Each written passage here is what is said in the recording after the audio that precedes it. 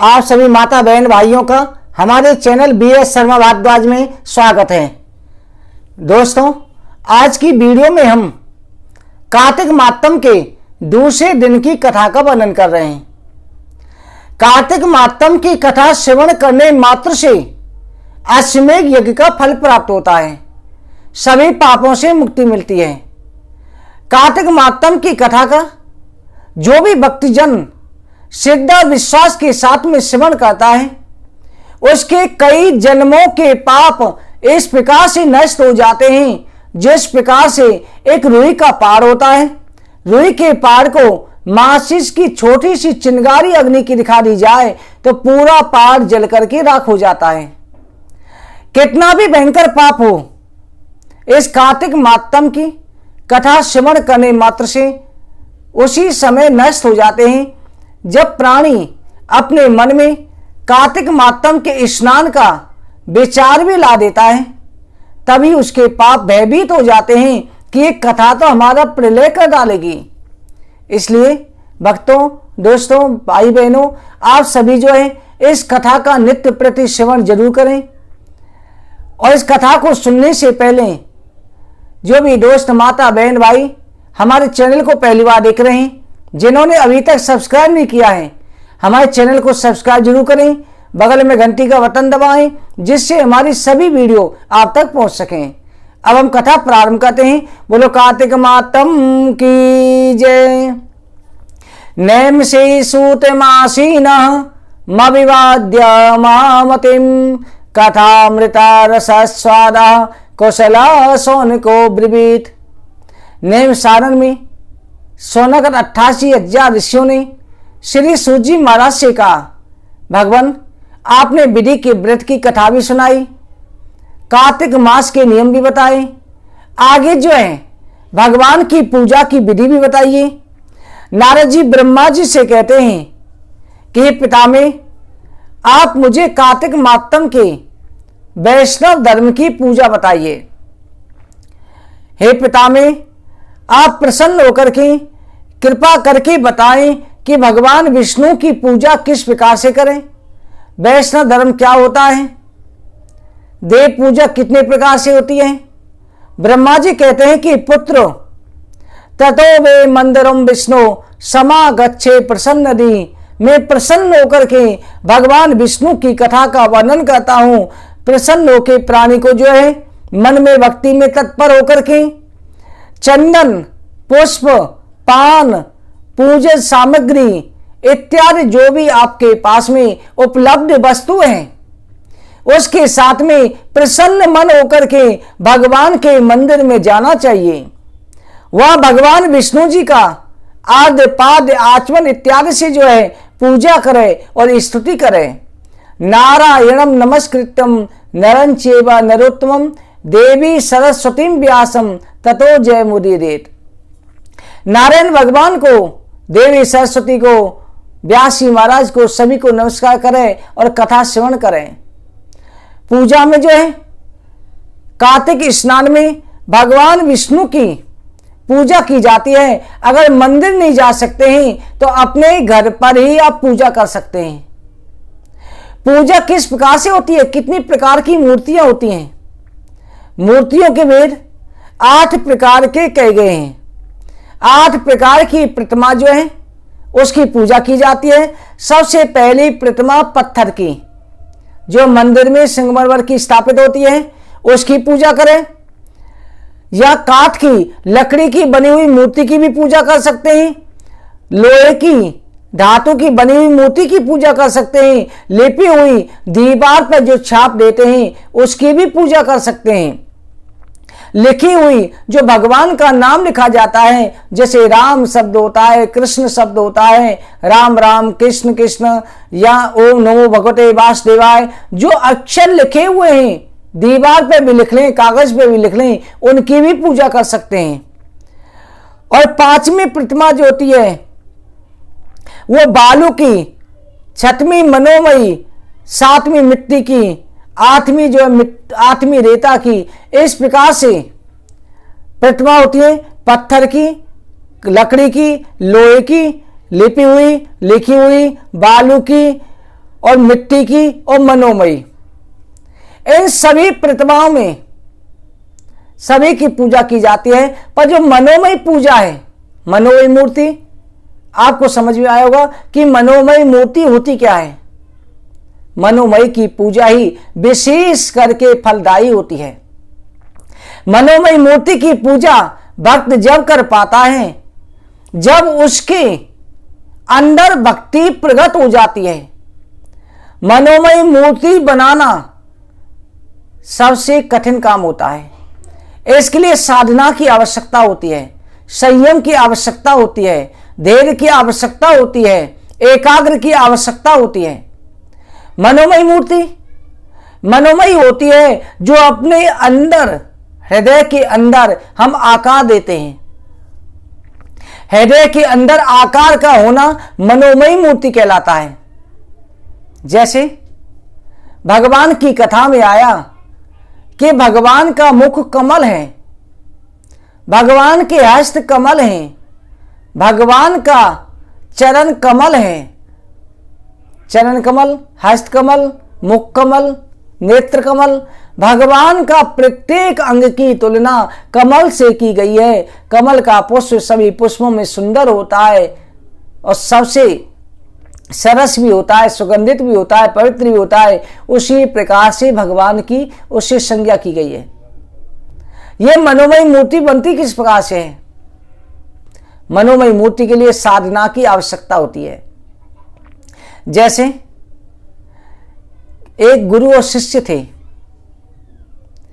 गुरुजी आज कथा सुना रहे हैं कि भगवान के हस्त कमल हैं, मुख कमल है, नेत्र कमल हैं।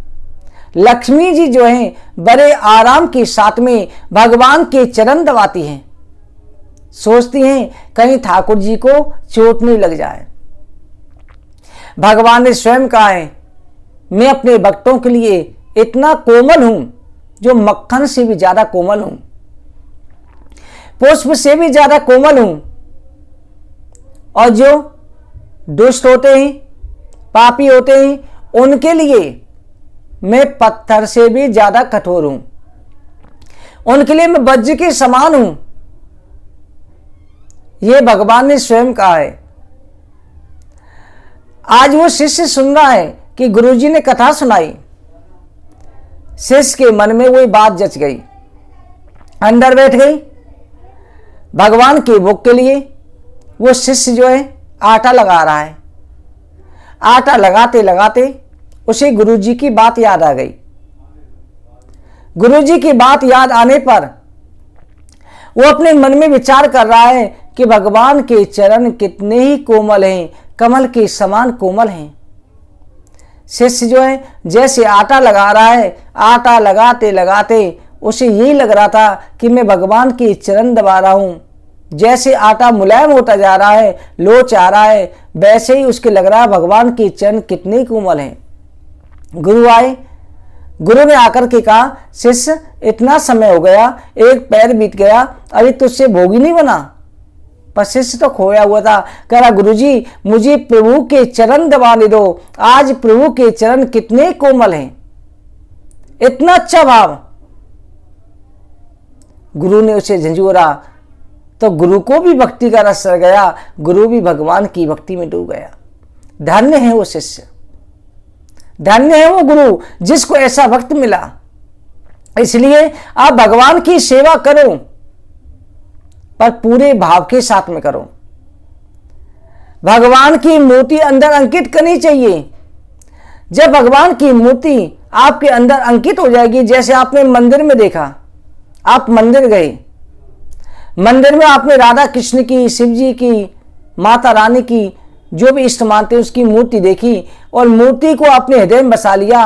अभी आप जो कथा में सुन रहे हैं, कथा में बैठे हुए हैं, आप अपने हृदय में आंख बंद करके ध्यान करो। आप बांके बिहारी गए तो उन्हीं का ध्यान करो, बांके बिहारी की मूर्ति कैसी है।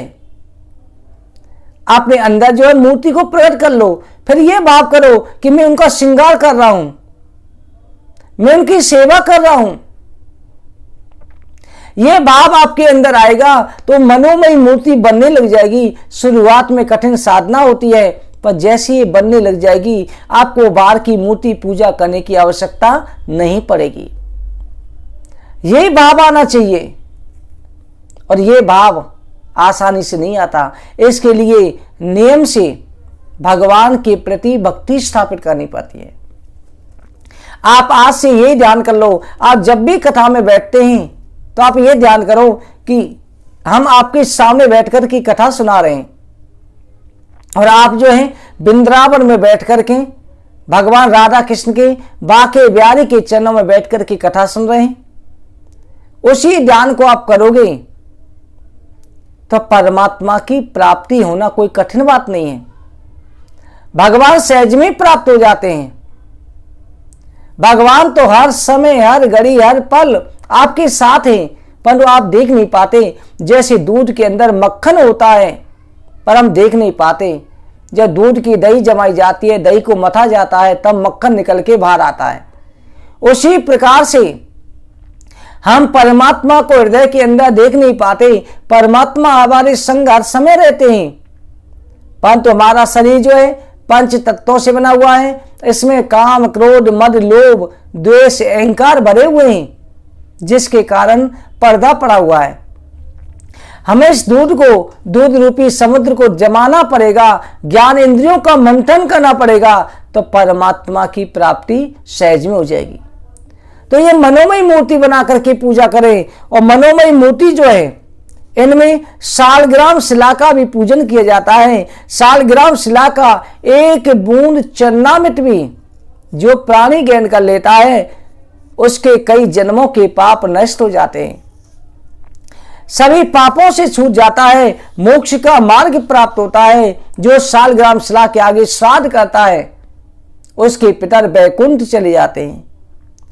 सालग्राम शिला का चरणामृत लें। अकाल मृत्यु हरणम सर्व व्याध विदासनम विष्णु चन्नो डकपित्वा पुनर्जन्मना वर्जते। अकाल मृत्यु का हरण करने वाला, सर्व व्याध विदासनम सभी व्याधों का नाश करने वाला, विष्णु चन्नो डकपित्वा पुनर्जन्मना विद्यते। जो विष्णु का चरणामृत पीता है उसका संसार में दोबारा जन्म नहीं होता। सालग्राम की शिला से खंडित हो, टूटी फूटी हो, हमेशा पूजनीय होती है, कभी खंडित नहीं होती। सालग्राम शिला में कभी कोई दोष नहीं होता है। ब्रह्मचारी, गृहस्थी और वानप्रस्थी और सन्यासी कोई भी हो, सभी को सालग्राम शिला का चढ़ा हुआ प्रसाद अवश्य खाना चाहिए। सालग्राम की मूर्ति जो है, जो दान देता है उसने मानो पहाड़ों के साथ में पृथ्वी का दान कर दिया। और जो सालग्राम शिला का मोल करता है, खरीदता बेचता है, ठाकुर जी को आप लेने जाते हो, कभी भगवान का स्वरूप लेकर के आते हो, लड्डू गोपाल जी लेकर के आए, सालग्राम लेकर के आए, तो कभी भी जिस दुकान से ले रहे हो वहां ये मत कहो कि कितने के हैं, ठाकुर जी कितने के हैं, सालग्राम जी कितने के हैं। कभी उनका माल भाव मत करो। बहुत सी माता बहनों की आदत होती है, भैया ये इतने का दे रहे हो, नहीं इतने का लगा लो। भगवान का कभी भी मोल भाव नहीं करना चाहिए। कहना चाहिए इनकी नौछावर क्या है, ये मत कहो ये कितने के हैं। भगवान का कभी कोई कीमत नहीं होती है।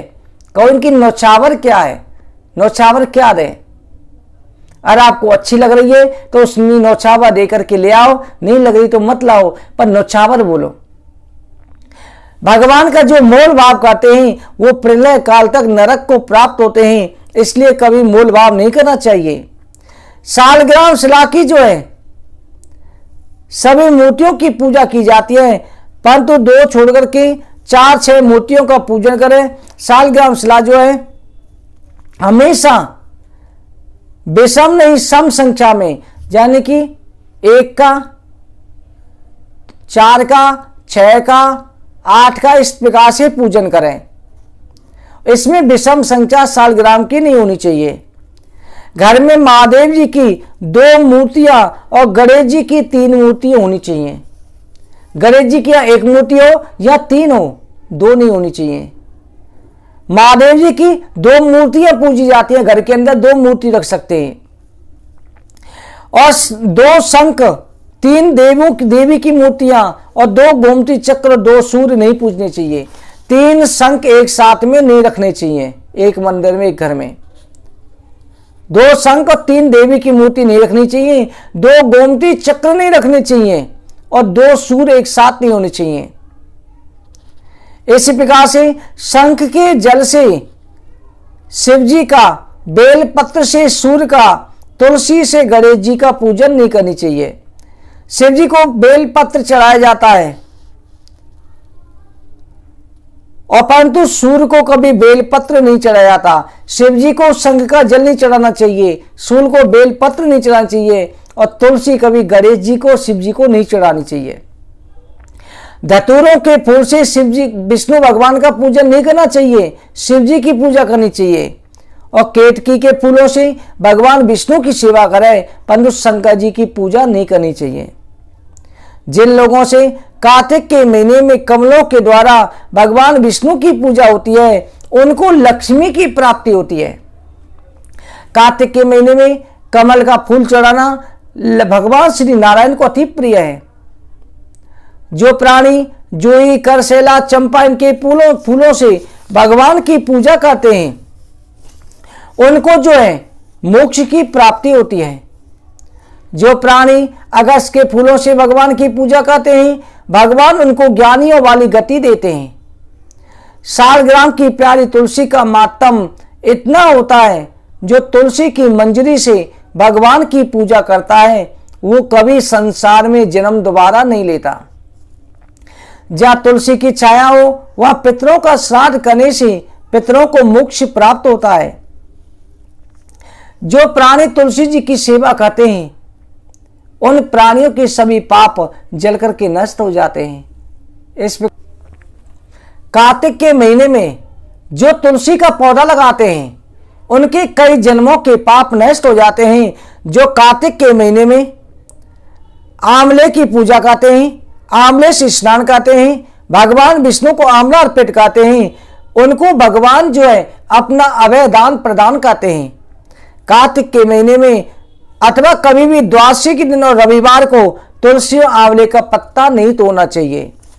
इस प्रकार से जो तुलसी और आंवले को रविवार द्वादशी को तोड़ता है, उन्हें नरक की प्राप्ति होती है। आंवले के नीचे पितरों का श्राद्ध करने से पितरों को मोक्ष प्राप्त होता है।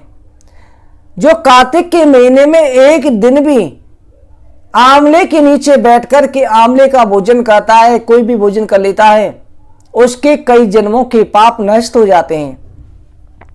जो अन्न में दोष होता है, वह आंवले के नीचे भोजन करने से नष्ट हो जाता है। कार्तिक के महीने में शहद, कांची, चना, मसूर, तेल, काला उड़द, राई, दूसरे का अन्न, दूसरे की द्वारा दी हुई वस्तु, खराब नाम वाली वस्तु, ये नहीं खाना चाहिए। सोना का 88,000 ऋषि कह लगे भगवान, इस प्रकार से पूरे महीने का आपने बता दिया कि सब नहीं खाने चाहिए, तो इस प्रकार से इंसान खाए क्या? तब सूर्य जी कहते हैं तिथियों के अनुसार नहीं खाना चाहिए। जैसे रविवार को आंवला नहीं खावे, व्रत करने वाले को गौ ब्राह्मण की हमेशा सेवा करनी चाहिए और कभी भी बासी भोजन इस महीने में नहीं करना चाहिए। इस महीने में जो है जिस प्रकार से नित्य प्रति भोजन की वस्तुओं में क्या नहीं खाना चाहिए वो बता रहे हैं। जैसे प्रतिपदा तिथि को पैठा नहीं खाना चाहिए, द्वितीया को छोटा बैंगन नहीं खाना चाहिए, तीज के दिन फूल गोभी नहीं खानी चाहिए, चौथ के दिन चतुर्थी को मूली नहीं खानी चाहिए, पंचमी को बेल फल नहीं खाना चाहिए। बेल फल होता है जैसे परमल आज जो बेल पे लगते हैं। छठ को कलीरा नहीं खाना चाहिए और सप्तमी को आंवला नहीं खाना चाहिए। अष्टमी को नारियल नहीं खाना चाहिए, नवमी को लौकी नहीं खानी चाहिए और दशमी को कद्दू, परमल ये नहीं खानी चाहिए। एकादशी को बेर नहीं खाना चाहिए, द्वादशी को मसूर की दाल नहीं खानी चाहिए, त्रयोदशी को तांबुल, लौंग, इलायची नहीं खानी चाहिए और 14 के दिन कार्तिक के महीने में हरी सब्जी नहीं खानी चाहिए। जैसे सरसों का, पालक का साग होता है। अमावस्या और पूर्णमासी को भिंडी, तोरई, जो नारी लिंग संबंधी सब्जी हैं, उनका ग्रहण नहीं करना चाहिए। भक्तों, इस प्रकार से तिथियों के अनुसार आप जो है वस्तुओं का त्याग करें। आज के दिन प्रतिपदा है और प्रतिपदा को जो है पैठा नहीं खाना है। आज की कथा का ही विश्राम करते हैं। आगे कथा का कल की अध्याय में वर्णन करेंगे। आप सभी को जय श्री राधे। बोलो कार्तिक मातम की जय।